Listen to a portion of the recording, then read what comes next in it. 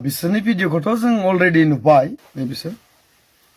दैदेननो निजेरानो सोरबा सोरबिनो मेन गोरोन्थिखौ आं सोरनियाव हमगोन आं दैदेनखौनो हमगोन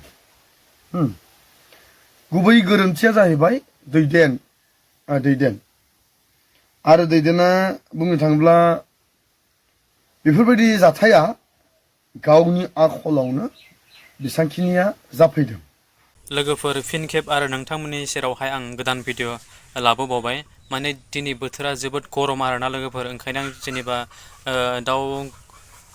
गरालनि उनथिंजाय दंफां फांसे दङ बेहाय जिरायनानै नोंथांमोननि सेराव नैबे मोनसे भिडिअखौ आं आपडेट हिसाबै लाबोदों आरोना लोगोफोर नोंथांमोना गाज्रि दा मोनसै आंनि जिहेतु बेकग्राउन्डखौ नायनानै नङा होमब्ला लोगोफोर थ' जियानो जा मेन पइन्टआवहाय फैनोसै आरोना लोगोफोर जिहेतु दैदेन आरो निजोरा औवारि निजोरा बर' बिथांमोननि जिहेतु भिडिअ दाखालि ओरैबायदि दावराव दावसि जानाय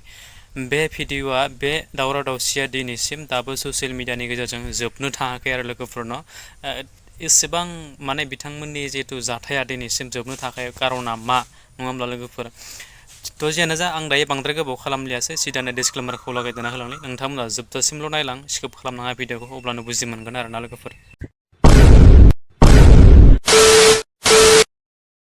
बिथांमोननि मेन उद्देश्यखौ लानानै जिहेतु निजोरा बर'आदि देहा फाननानै जायो 50,000 रां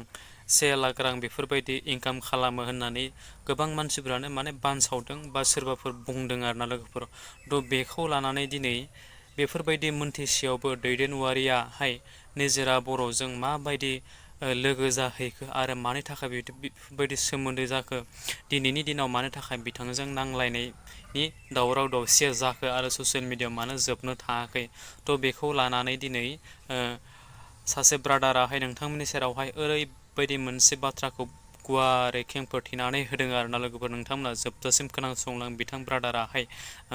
जोबोद मोजां बाथ्राखौ नोंथांमोननि सेरावहाय शेयार खालामदों नोंथांमोना जोबजासिम नायबासो बुजि मोनगोन आरोना लोगोफोर नायलांदे बिदिब्ला बिसोरनि भिडिअखौथ' जों अलरेडि नुबाय गोबां भिडिअ नुदों सोरबा बिसोरनि सायाव लानानै बुंनाय भिडिअ सोरबा डाउनलड खालामनानै बुंनाय भिडिअ होनाय भिडिअ सोरबा बिसोरनि सायाव लानानै बुंनाय भिडिअ आरो बिसोरनिनो भिडिअ मोनायावसो आं मोनसे भिडिअ होदोंमोन जे फेसबुक मोखां बिजाब होननानै दा नैबिसोर दैदेननो निजेरानो सोरबा सोरबिनो दिनै नैफोर जाथायखौहाय जुदि माखासे साननो थाङोब्ला एक्चुअलि मेन गोरोन्थिखौ आं सोरनियाव हमगोन आं दैदेनखौनो हमगोन गुबै गोरोन्थिया जाहैबाय दैदेन आरो दैदेना बुंनो थाङोब्ला बेफोरबायदि जाथाया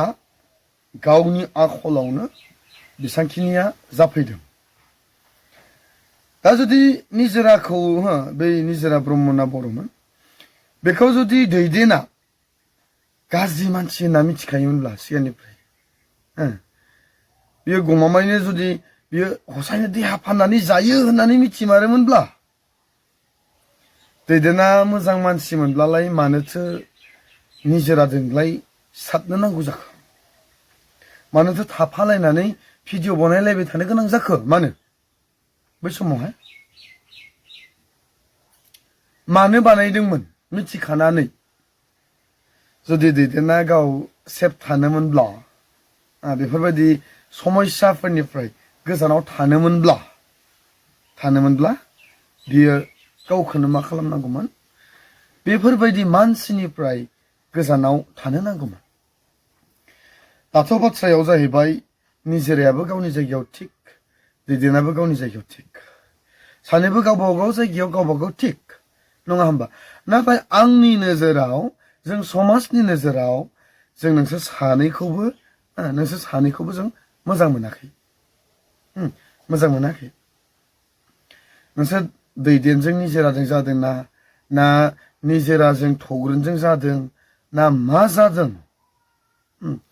बेफोरखौ जोंनि उन्दै उन्दै गथ'फोरा सोलोंनांगौनि गोनांथि गैयाथ'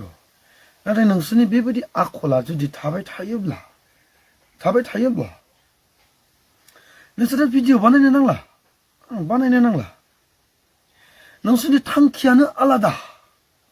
नोंसोरनि थांखियानो आलादा ससियेल मिडियाआव फैनानै सोरखौबा इमप्रेस खालामनाय गावनि टेलेन्टजों बे मोनसे लेखा गोरों जानानै बे मोनसे साननो हानाय गोहोआनो गैया जुदि जोङो ससियेल मिडियाआव फैदोंब्ला जोंनियाव माखासे साननो हानाय हक्तिया थानांगोन आं बुङा जे ससियेल मिडियायाबो जोंनि थाखाय मोनसे सलुसन मावनो हायि बेखौ होनना बुङा हायो ससियेल मिडियानि गेजेरजोंबो माखासे प्रब्लेमफोरखौ सल्भ खालामनो हायो एकदम सैथो बियो नंगौ नाथाय मा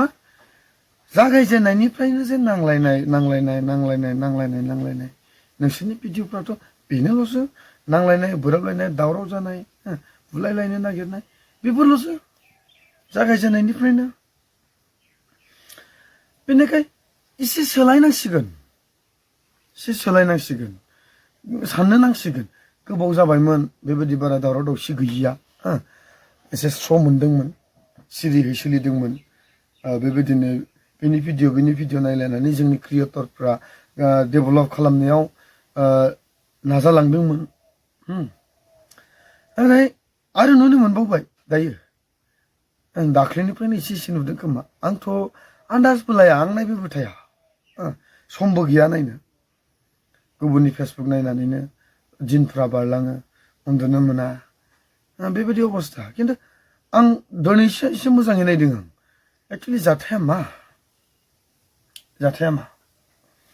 सोरखौबा बारसिनदों बारसिनाखै सोरखौबा माबा खालामदों माबा खालामाखै जों बेखौ खोनासंनो थाखाय जोंहा सम गैया बेनिखाय दैदेना जुदि इडुकेटेडब्ला साननो हाग्राब्ला दिनैनिफ्राय नोङो हौवा गैयि हिनजावफोरजों लोगो दाजा हौवा गैयि हिनजावफोरजों नोङो लोब्बा लानो दरखार गैया दैदेन मिथिबाय नों जुदि गाव थिगब्ला जायफोरा हौवा गैखाया बिसोरो जायजोंनो मिजोंनो सिथाबखागोन बे गेरान्टिखा थ' लोगोफोर भिडिअ बेखिनियानोमोन आरो नोंथांमोना बिथांनि जिहेतु बुंनाय खेंफोरथि होनायखौ खोनाखाबाय मोनथिखाबाय बिथांमोना मा खारननि थाखाय दिनैनि जुगाव बेफोरबायदि जाखो आरो मानि थाखाय दिनै ब्रादाराहाय ओरैबायदि बाथ्राखौ लानानै दिनै नोंथांमोननि सेरावहाय बुजायहोखो बिथांमोनाबो जुदि दैदेन बwrwi आरो निजोरा मोना जुदि नायदोंब्ला भिडिअखौ मोजाङै बुजिनानै लादो नोंथांमोना गावजों गावनो सिरि थालायदो आरोना लोगोफोर गावजों सिरि थालायनायासो मोनसे गावनि थाखाय थाजिम थानाय मोनसे आरोना गावनो मोनसे मोजां लामायाव फैनाय बेफोरबायदि साननानै लानांसिगोन नोंथांमोना जुदि बेखौ एसे बुंलाय बैखौ एसे बुंलाय बेफोरबायदि दिनैनि दिनाव ससियेल मिडियानि गेजेरजों खेंफोरथिखौ होलायबाय थायोब्ला नैबे नोंथांमोननि जाथाया दिनैसिम जोबनाय नङा आरो माब्लासिम जोबगोन बेनि जेबो थिरांथा गैया जालांगोन आरोना लोगोफोर नोंथांमोननि गथ' गथाय इयुन फिउचारखौ साननानै नोंथांमोना दायो जुदि बुजिलायनानै मोजां थायोब्ला गावनि थाखायनो मोजां आरोना लोगोफोर थ' जियानो जा बेनि गेजेराव आरो आं दायो बांद्राय बुंलासै जाबायदि बुंनांगौ नोंथांमोननि सेराव बिथां ब्रादारानो ओरैबायदि मोजाङै बुजायलांखाना होलांबाय नङा होमब्ला थ' जोबथारनायाव लास्ट आं नोंथांमोननि सेराव मोनसेल' रिकुवेस्ट खालामो बे भिडिअखौ आं नोंथांमोननि सेराव लाबोनायाव आंनि माबा मोनसे गोरोन्थि जादोंब्ला फिन आं नोंथांमोननि सेरावहाय निमाहा बिबाय बेजोंनो जुदि नोंथांमोना नायनानै मोजां मोनदोंब्ला आंनि चेनेलाव गोदानब्ला आंनि चेनेलखौ साबस्क्राइब खालामदो लोगोसे लाइक कमेन्ट एन्ड शेयार खालामबावदो आरो जोबथारनायावहाय बै खनायाव थानाय बेल आइकनखौ दाबायना हो लोगोफोर बेफोरबायदिनो गोदान आपडेट होयोब्ला गिबि नोंथांमोननियाव नटिफिकेसना सहैनाय बायदि आरोना लोगोफोर स' थेंक इउ स' माच आरो नेक्स्ट भिडिअ फिन खेबसे लोगो मोनगोन बाय बाय